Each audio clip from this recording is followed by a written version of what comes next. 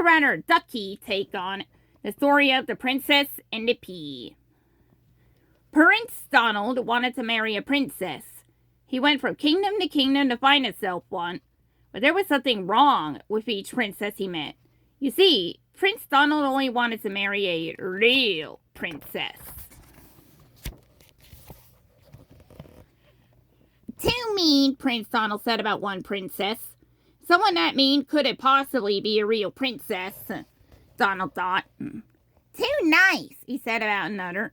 A princess needed to be independent and true to herself.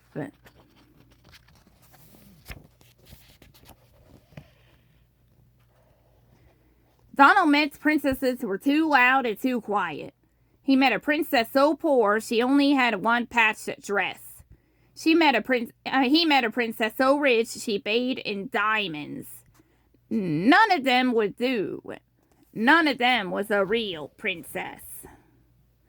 Finally, after years of searching, Prince Donald was fed up. He packed his bags to return home. At this rate, he said with a sigh, I'll never find a real princess.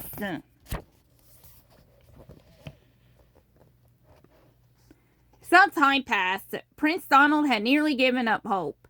But one night there was a terrible storm. Lightning flashed in the dark corners of Donald's grand castle.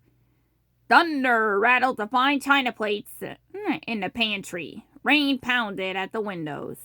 Donald was glad to be inside. As Donald lay by his warm fireplace, he heard a frightful knocking at the door. Who could be out in a storm like this? He was almost too scared to find out. Donald crept toward the huge castle door. Who's there? He called nervously. Please let me in. A voice answered. It was a beautiful voice. The voice of a lady. It might even be the voice of a princess. Donald's heart leaped. Could this be the real princess he'd been seeking?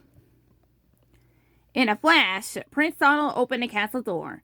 A sad sight greeted him. The girl who stood there was soaked through with rain. Her hair was a complete mess, her dress was torn and muddy, and she was missing a shoe.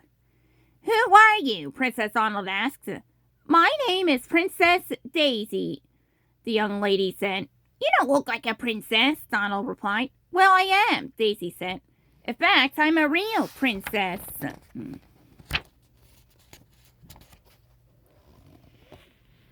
Donald didn't think that was likely, but he himself was a real prince.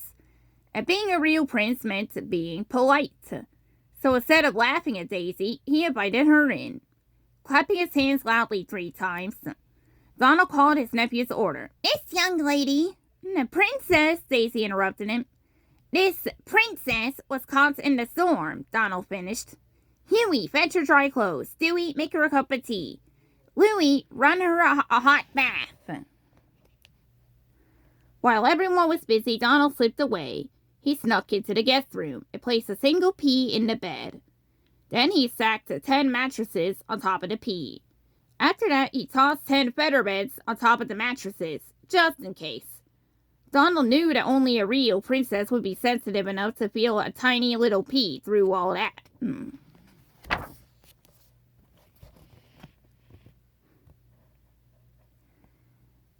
After Daisy had drunk her tea, had a bath, and changed into a dry nightgown, Donald led her to the guest room. Oh, wonderful, Daisy said. This bed looks as though it will be very soft. And with that, she climbed up the ladder, lay down, and closed her eyes.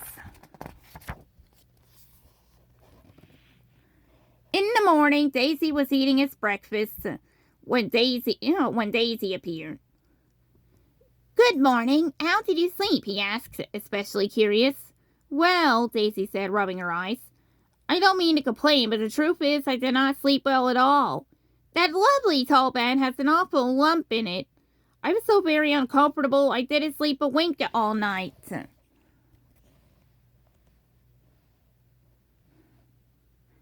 That was the moment Prince Donald knew he had found his real princess.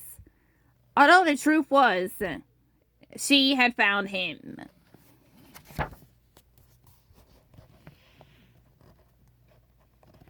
Prince Donald